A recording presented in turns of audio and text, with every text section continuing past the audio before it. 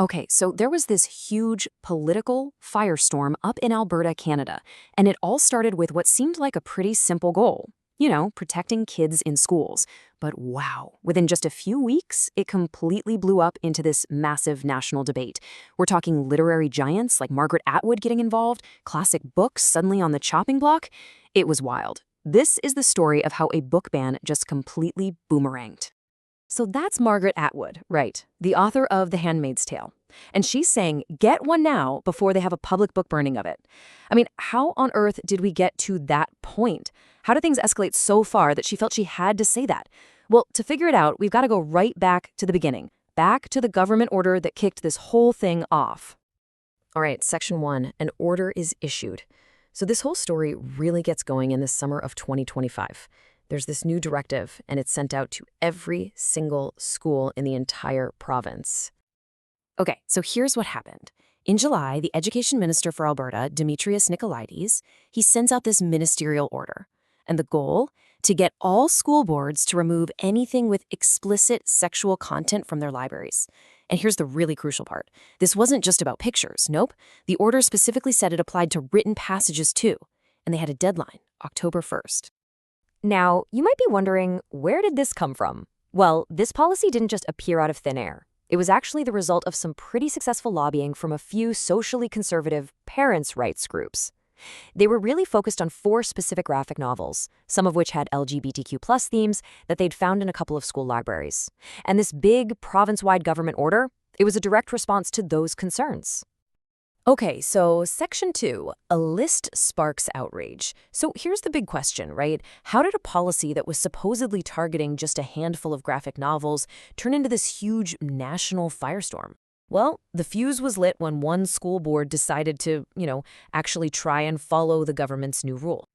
The problem, and this is a huge problem, was the definition. The government's order was super broad. It defined explicit sexual content as basically any clear depiction of a sexual act.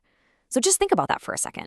It left the school boards with this absolutely massive job of trying to figure out what that really means, and then applying that vague rule to their entire collections. We're talking hundreds of thousands of books. And so when the Edmonton Public School Board actually went and did it, when they took the government's own definition and just applied it, guess what happened? They came up with a list of over 200 books that had to be removed. And this wasn't just for high schools, this was for all grades, right from kindergarten all the way through grade 12. And this is where the story just completely exploded. Because that list, it wasn't just the 4 graphic novels they were worried about. Oh no, it swept up some of the absolute cornerstones of modern literature. I mean, we're talking dystopian classics like The Handmaid's Tale, 1984, celebrated works like The Color Purple. Get this, even the novel Jaws was on the list. So when this list got leaked to the public, the reaction was just shock, pure disbelief, and total immediate outrage. All right, Section 3, the Atwood effect. So the list of these classic books is now out in the open. And the backlash, well, it was fast, it was fierce, and it was led by one very famous and very, very clever Canadian author. So what was the government's first reaction to all this? Well, they pointed the finger straight at the school board. The premier, Danielle Smith, she actually accused them of, quote, vicious compliance. Basically, she was saying they were doing it on purpose, that they had deliberately twisted the order just to make a political point and make her government look bad. But Margaret Atwood had a response of her own, and it was brilliant. She went on social media and she wrote this hilarious, short, satirical story about these 2 very, very good children who somehow managed to have a perfect family without ever having sex. She cheekily offered it up as literature that would be suitable for Alberta schools, unlike, as she pointed out, The Handmaid's Tale. Well, that post went absolutely viral. It went global.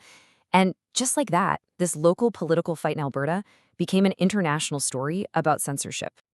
And it wasn't just her. A whole chorus of people joined in. Librarians, teachers, civil liberties groups. And as one librarian, Laura Winton, pointed out, this is exactly what they had been warning about all along. When you create these vague rules about content, it's always subjective. And what happens is you get this chilling effect, where way, way more stuff gets caught in the net than anyone ever meant to. Okay, Section 4, a ban on pause. So at this point, the government is facing a full-blown public relations nightmare. The condemnation is coming from everywhere, and they had to do something. Fast. The pressure was on, and it led to a total reversal. And you know what? All that public outcry? It actually worked. On September 2nd, we're talking just a few days after that Edmonton list went public, the education minister sends out an email to every single school board in the province. And the message was simple: pause all implementation efforts until further notice. Basically, they hit the brakes on the whole thing. So the government's fix was to basically rewrite the whole goal. They narrowed the policy's focus way, way down, and they kind of claimed the whole thing was just a big misunderstanding. The new goal wasn't about removing written passages with explicit sexual content anymore. Now it was only about removing graphic, pornographic images. The message could not have been clearer. Leave the classics alone. The premier herself even went on social media to spell it all out. She laid out the new, much clearer policy in 3 really simple steps. 1, get graphic, pornographic images out. 2, leave the classics on the shelves. And 3, her words, we all know the difference between those 2 things. And then she added this little pointed message to the school boards, saying, let's not play any more games. All right, last section, the bigger picture. So, okay, the ban on the classics gets reversed, the policy gets rewritten. Crisis over, right? Well, not exactly. Why does this one story from one Canadian province actually matter to the rest of us?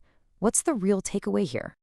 Well, this really wasn't just a one-off thing. A lot of researchers and free speech advocates are pointing out that this whole episode is part of a much bigger, organized political movement happening across Canada.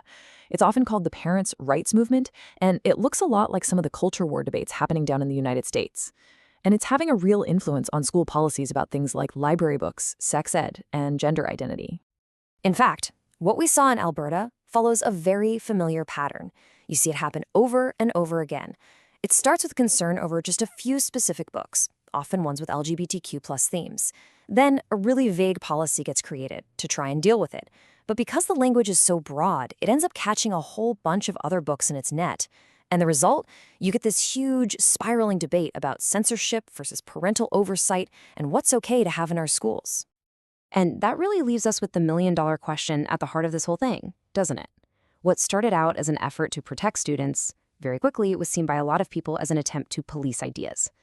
So as schools and governments keep trying to figure this stuff out, the real question that we all have to ask ourselves is, where exactly do we draw that line?